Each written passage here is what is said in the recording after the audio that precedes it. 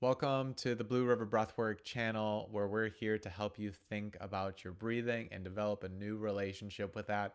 If you agree to that mission and statement, please like this video, subscribe. It really helps us out, helps people like yourself, but then it also helps reach more people. And today we're going to be talking about something that I love. I've learned to have a completely new relationship with in regards to my breathing. And that is about one of my best chemical friends, carbon dioxide. Yes, CO2. When we think about breathing, we tend to think about oxygen, also O2. But carbon dioxide is a super cool chemical that is equally as important to our breathing just as much as oxygen is. It takes two to tango. Yes, you definitely need oxygen in your blood for you to stay alive, but you also need carbon dioxide for a host of other benefits that we're going to talk about throughout this video. Now, I actually want to start on the topic of hyperventilation and breathlessness. Hyperventilation is when we really need to breathe in a fast and frequent manner because we feel like we're not getting enough air, or there's another physiological response going on to the body that's throwing it into some sort of panic or stress response that is causing you to breathe really fast. That fastness is the hyper part about it, and the breathing is the ventilation. It's hyperventilating. It's really ventilating the lungs, exchanging too quickly from what is going out and what is coming in. And this is where carbon dioxide gets blown off too quickly. Carbon dioxide needs a little bit of time to build up into the body. And when we're hyperventilating or simply breathing too much, carbon dioxide does not build to levels where it'll decrease stress in the mind, relax the muscles, and then also opens the airways of our lungs and delivers oxygen throughout the body via the blood. I'm telling you, carbon dioxide is super freaking cool, and we should all just be holding on to just a little bit more of it. So, everyone really should care about their relationship to carbon dioxide. But specifically, I want to talk to people who have an asthmatic, COPD, or someone else with respiratory issues within their life. Maybe someone who is receiving medication to help control a respiratory issue. Now, carbon dioxide is very important because it is what is known as a bronchodilator. We have this bronchi within our lungs, it's part of our respiratory system. And when we breathe too much, when we hyperventilate, experience an asthma attack, maybe receive some allergens, that bronchi closes up. If you can imagine a pipe, it's like the pipe gets a lot smaller, and then air needs a lot more effort to get in and out of the system. Hence, an asthma attack or a respiratory issue, or even causing panic, which then results later in hyperventilation. Carbon dioxide, going back to think about these systems as a pipe, open up the pipe. It relaxes the muscles. Carbon dioxide is a natural relaxant for the body. So it'll relax the muscles around your respiratory system, but then it also relaxes the mind here, folks. Who is feeling stress and anxiety at least one part throughout the day? Your boy here is also feeling it. Carbon dioxide, doing some sort of carbon dioxide holding or training will be a natural way to calm the mind and the body. So, this is not just for asthmatics or people with COPD. This involves everyone who is breathing, which I hope is you.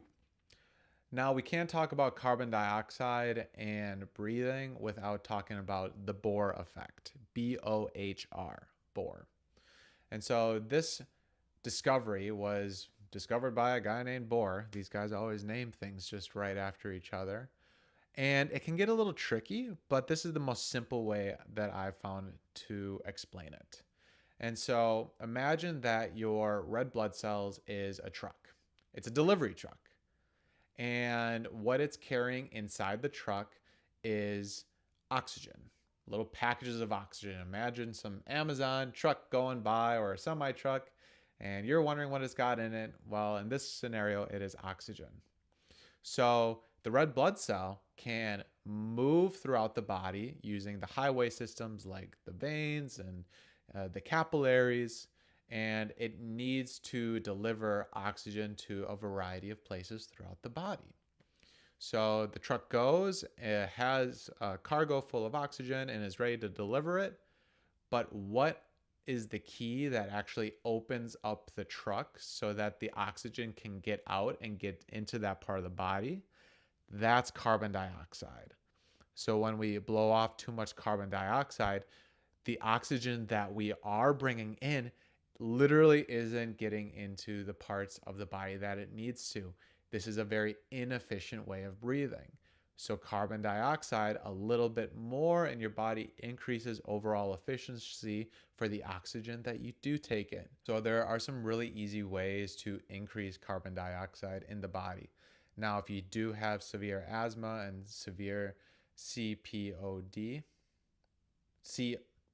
COPD, please consult your medical practitioner before really changing anything to, uh, habits, schedules, medications that you're currently on. But in general, this is going to be a really safe, practical way for most healthy individuals. And so the first thing that we need to recognize is that our threshold for carbon dioxide is something that happens on a subconscious level and a conscious level. So the conscious level is a lot easier to address and talk about right now, and that is doing conscious breath holds. So what Deegan and I do in our active breathwork classes, we literally do, and we don't technically advertise it, but we do deliberate breath holding, which increases carbon dioxide several times throughout these hour-long breathing classes. And that is what helps calm the mind, relax the body, and kind of moves and shifts our state to a much more calm and present level. And so you can do this right now, taking a few inhales and exhales, and then inhaling and exhaling, and then squeezing out all of the air in your body,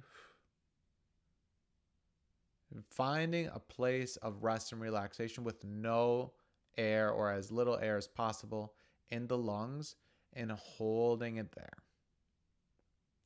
Holding it there as long as it feels comfortable.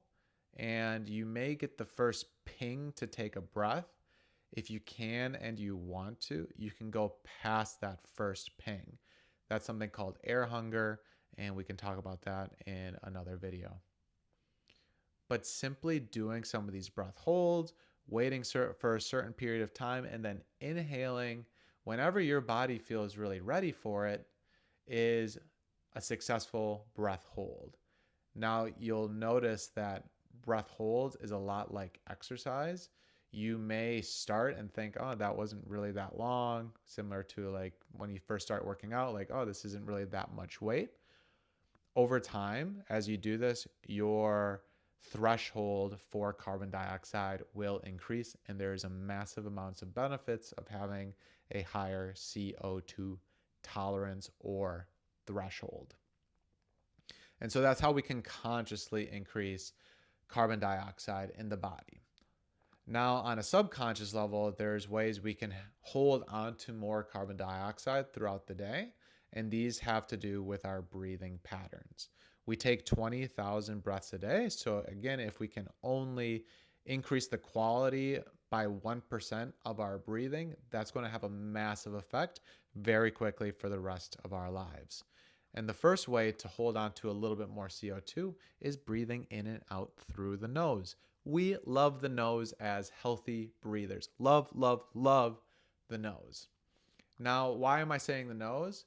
Well, if you're a habitual mouth breather and you start breathing in and out through the nose, you might actually feel like you're not getting a whole lot of air, or that it's just a little bit harder, or you need to breathe a little bit faster.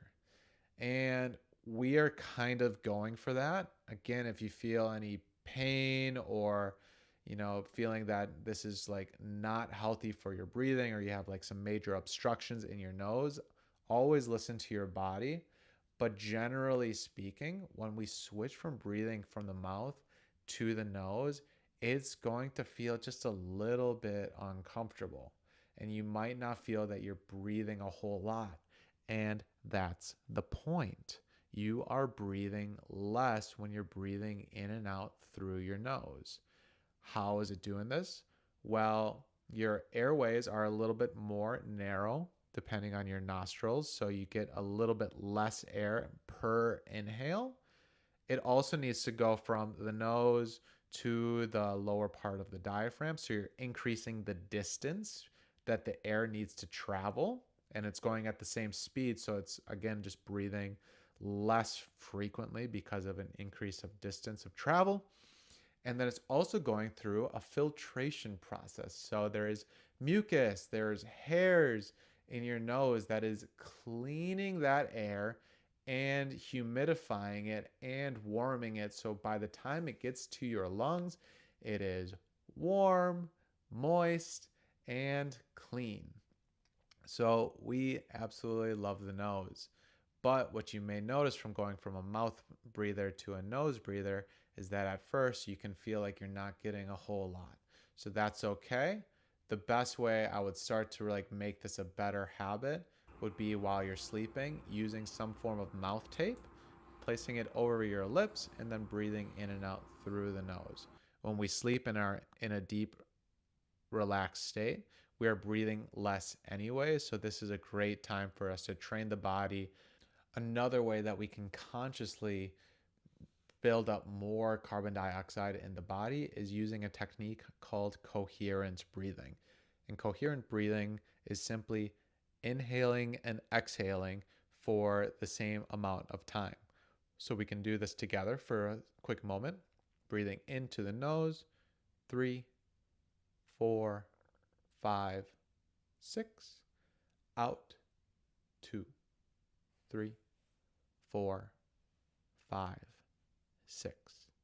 In, 2, 3, 4, 5, 6. Out, 2, 3, 4, 5, 6. Coming back to normal breathing. When we breathe in a coherent way, we want to make the inhales and the exhales just a little bit longer than what is normal. And this is what is building up the CO2 in the body, just a little bit longer of a breath repetition. And then at the same time, ensuring that our inhales are not more than our exhales. We want our exhales to be equal, if not a little bit longer than our inhales. So I hope you enjoyed this video. I love carbon dioxide. I wish I knew more about its power when I was experiencing asthma, hyperventilation, other respiratory issues, and panic myself. So if you like this video, again, one last time, it would really help us out if you liked and subscribe so we can help the world think about its breathing even more. Until then, happy breathing.